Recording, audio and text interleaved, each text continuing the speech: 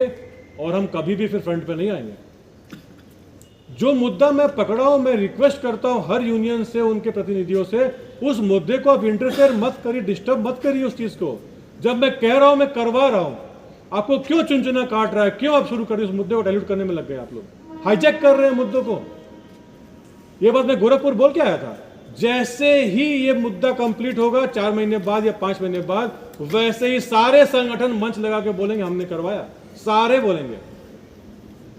75 साल में किसी के दिमाग में नहीं आया कि पिता को मिलना चाहिए मेडिकल की सुविधा। वो तो मान्यता में तब भी थे, आज भी हैं नरमू के। आज जाके काठगोदाम में बोल के आ रहे हैं मैं 4 महीने में करवा रहा हूं।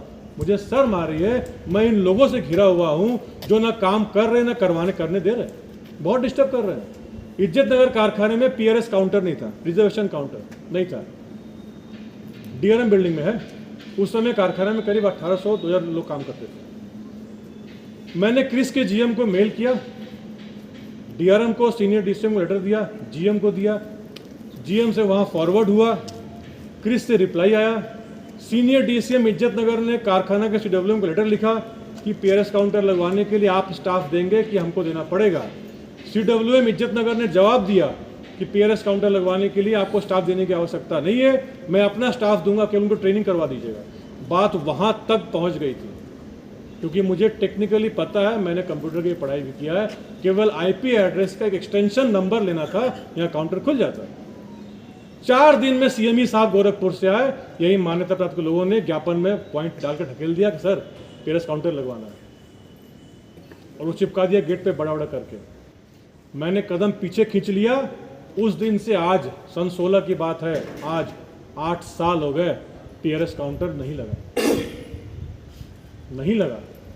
यही वो लोग हैं यूनियन के लोग कि एक व्यक्ति काम करता होता है, चारों जगह से लकड़ी लगा के उसको डिस्टर्ब करते हैं, वो आदमी हट जाता है, अंततः नुकसान वर्कर का होता है। इनको राजनीति करनी है, और जो मैं कह रहा हूं रिकॉर्ड हो रहा है, मैं ऑन रिकॉर्ड कह रहा हूं, वो वहां तक मैंने काम करवा दिया पीआरएस काउंटर का। मुद्दों को डाइल्यूट करके राजनीति करने के बाद एक अच्छा व्यक्ति हट जाएगा। यही कारण है कि भारत में लोग ये समझते हैं कि राजनीति मतलब गुंडई, भौकाली, अच्छे लोगों की चीज नहीं है। हर व्यक्ति कहता है, हर माँ बाप कहता है कि बेटा आईएएस बनो, पीसीएस बनो। कोई नहीं कहता है बेटा तुम पॉलिटिक्स में जाना। 99.99% वो लोग जो पॉलिटिकल साइंस की पढ़ाई करते हैं वो पॉलिटिक्स में नहीं जाते हैं। ऐसा क्यों? कारण है कि राजनीति को इतना गंदा, इतना निचला स्तर पर ला दिया गया है, अच्छा व्यक्ति बहुत दिन तक टिकता नहीं उसमें। वही स्थिति हमारी भी हो गई आज।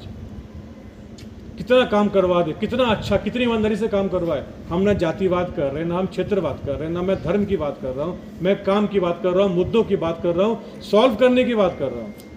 लेकिन आप उसको हाईजैक करने में लगे हुए हैं। ऐसे हैं भाइयों, इस चुनाव के बाद अगर हमें पूरे एनडीआर का समर्थन सम्मानजनक, मैं जीतने की बात नहीं कर रहा हूँ, सम्मानजनक समर्थन नहीं मिला, ये पक्का है कि मैं बैकफुट पे चला जाऊंगा।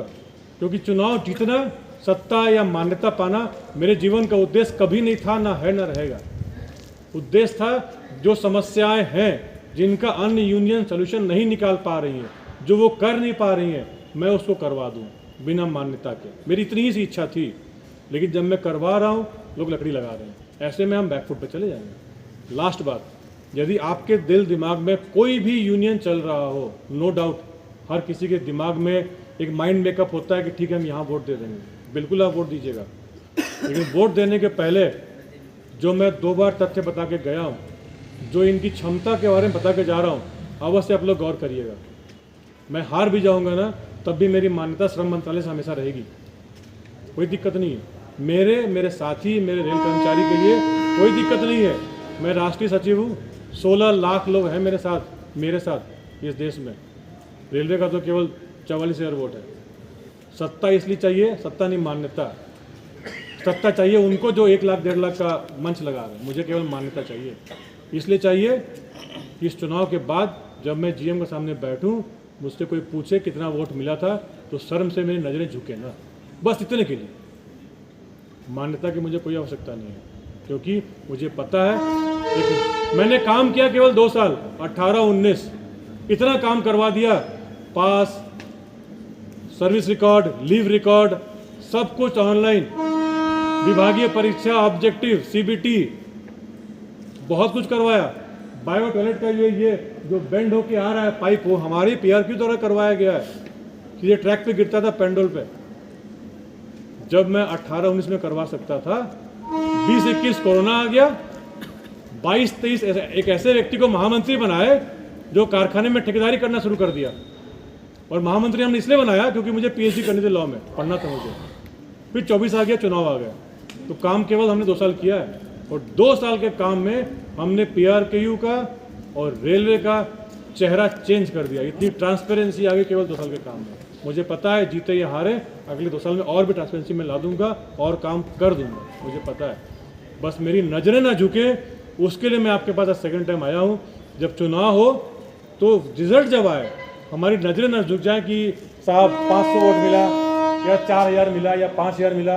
इतना कम से कम हो, मैं गर्व से कहूँ कि जो मैंने करवाया उसके बाद रेलवे वर्कर को लगा कि ये सक्षम व्यक्ति है, इसको वोट देना चाहिए, मुझे उतना वोट मिल गया। बस इतनी से आपसे मेरी अपेक्षा है, इतनी मेरा आपसे निवेदन है।